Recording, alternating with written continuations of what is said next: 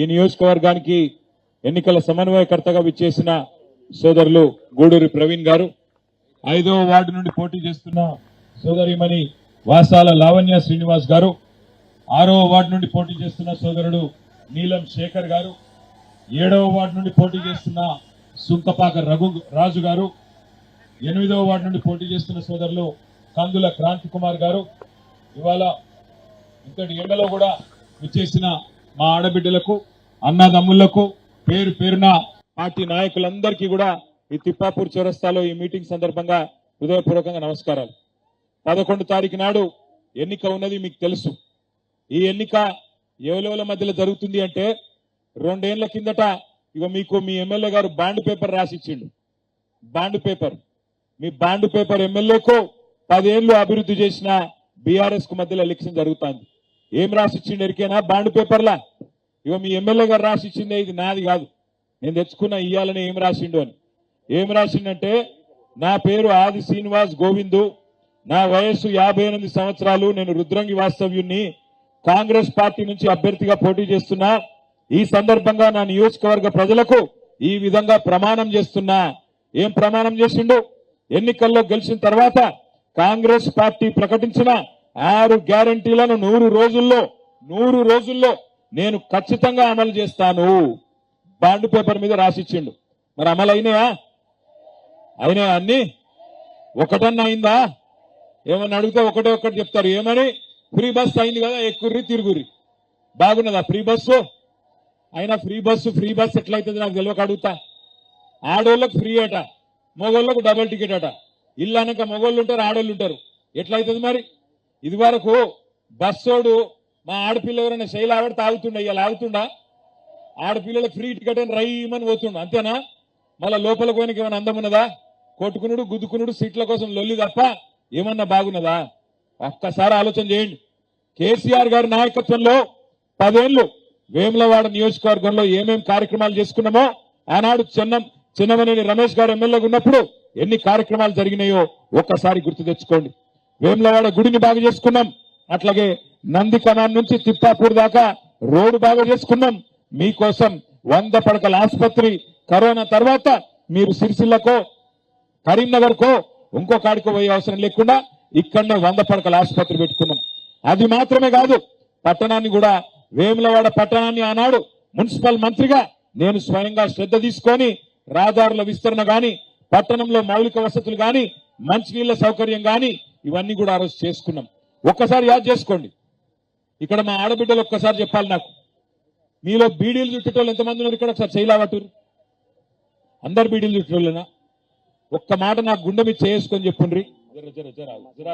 జరాగురు ఒక్కసారి గుండె మీద చేసుకొని చెప్పండి. బీడీలు చుట్టే ఆడబిడ్డలు ఎన్నడన్నా కేసీఆర్ ముఖ్యమంత్రి కాకముందు మీ గురించి ఏ ముఖ్యమంత్రి అన్న ఆలోచన చేసిండా? ఏ ముఖ్యమంత్రి అన్న రూపాయి ఇచ్చిండా? మీకు ఇచ్చిండా? అది వరకున్న కాంగ్రెస్ ఓడు, టీడీపీ ఎవడన్నా 1 రూపాయి ఇచ్చిండా? కొన్ని కేసీఆర్ ఏమన్నా ఓట్ల కోసం మీకు దొంగ మాటలు చెప్పిండా? రేవంత్ రెడ్డి లెక్క ఇగో మీరు బాండ్ పేపర్ మీద రాసిచ్చిండా? మీకు మీ ఎమ్మెల్యే రాసిచ్చినట్టు ఏం చెప్పిండు కేసీఆర్ గారు? ఏమన్నాడు అన్నాడు? అమ్మా, మీరు తెలంగాణలో నన్ను ముఖ్యమంత్రి చేస్తే పేదవాళ్ళను, గరీబులను కడుపులో పెట్టి చూసుకుంటా అన్నాడు. మరి ఇవాళ కేసీఆర్ గారు ఏం చేసిండు మీకోసం? ఇదివరకు ఎన్నడూ లేని విధంగా 4.5 లక్షల మంది మా ఆడబిడ్డలకు మన వేములవాడలో, సిరిసిల్లలో, కోరుట్లలో, మెట్పల్లిలో ఎక్కడైతే బీడీలు చుట్టే అక్క చెల్లెలు ఉంటారో 4.5 లక్షల మందికి నెలకు 2,000 రూపాయలు చొప్పున ఇచ్చిన నాయకుడు కేసీఆర్ కాదా?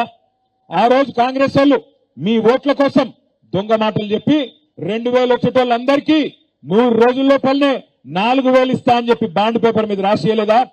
7,000 మీ దగ్గరకు వచ్చి ఇదారు చచ్చిపిక్తా ఆయన తెలిసి ఓడిపోతే నేను 4 సార్లు ఓడిపోయినా చచ్చిపోతా అంటేనే కదా మీరు ఓట్లేసింది. సానుభూతి డైలాగులకే కదా ఓట్లేసింది.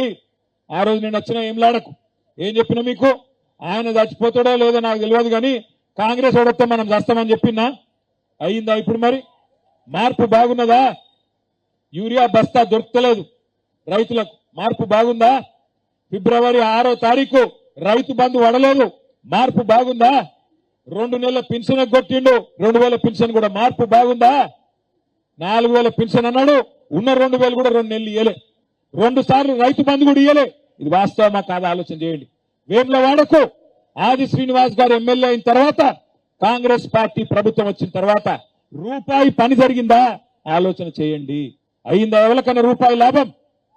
ఏం జరిగిందంటే ఫ్రీ బస్ ఎక్కిండ్రి తిరుగుండ్రి గంతే. ఇక కొండగట్టు పోయిరాండ్రి, ధర్మపురి పోయిరాండ్రి, జగిత్యాల పోయిరాండ్రి, తిరుగురి గంతే. ఇంకా తప్ప ఏం చేయలే. ఏం చెప్పిర్రు ఆ రోజు కేసీఆర్ గారు? ఒక మేనమామ కదా ఎట్లయితే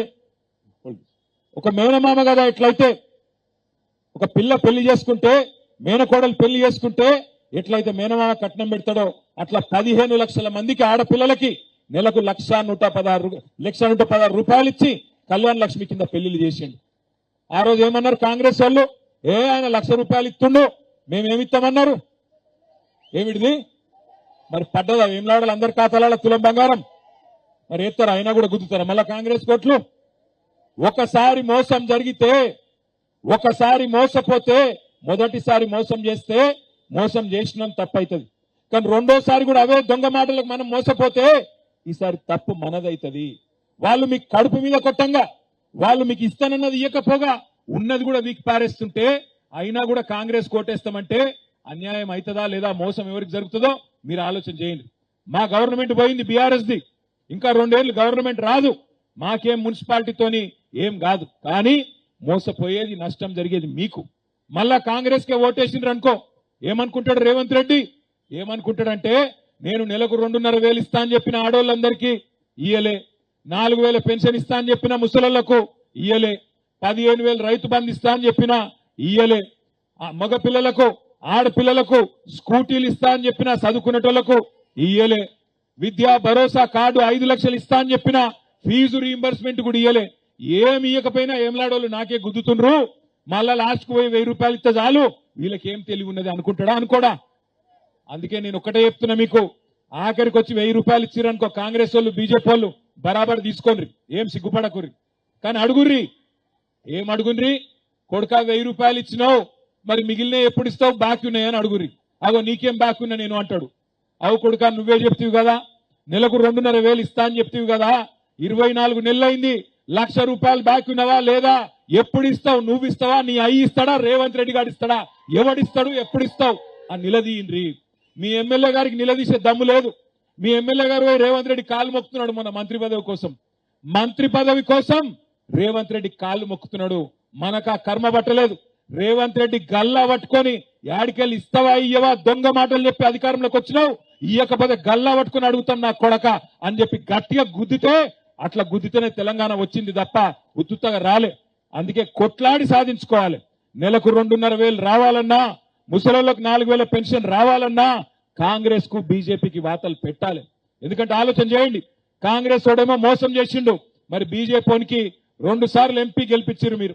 ఏమొచ్చింది మనకు? మన రాజన్న గుడికి రూపాయి వచ్చిందా? ఏం లావాడాలి? ఏదైనా గల్లీకో రూపాయి వచ్చిందా?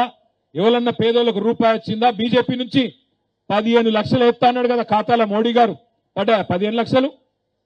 గరీబోళ్ళందరికీ 15 లక్షలు ఎత్తా అన్నాడు.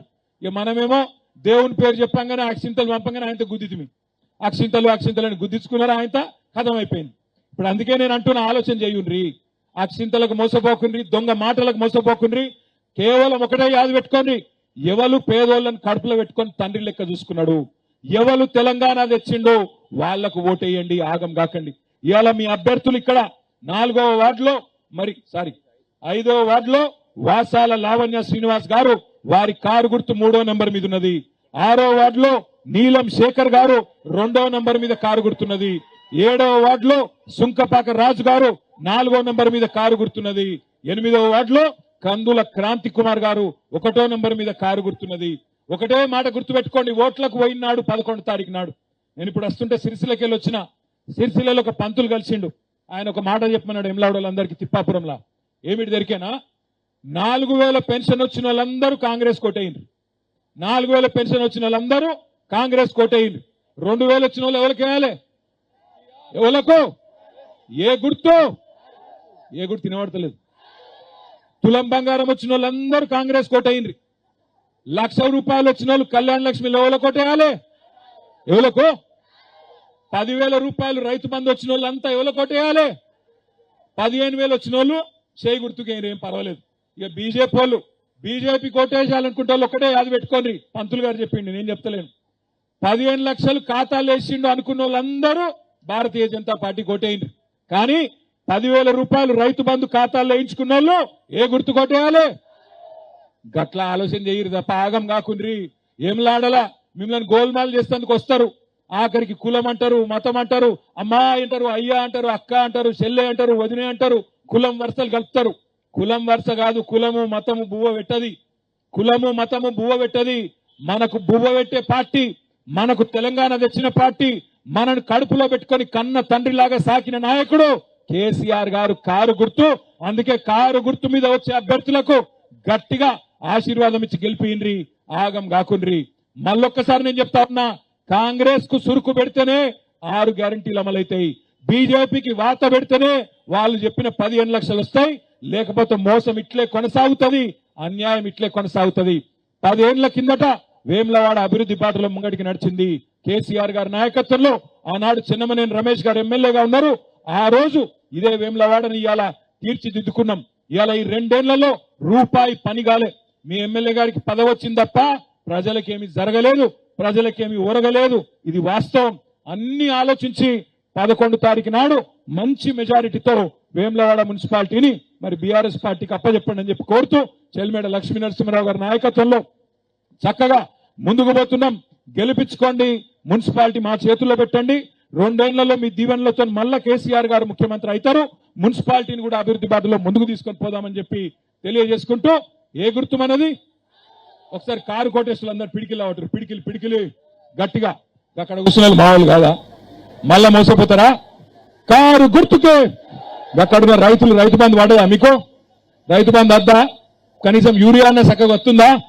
గాడ ఎన్నుకున్నారు అన్నలు మీకు కూడా కదా. మీ పరిస్థితి చేయలేవడరు గట్టిగా.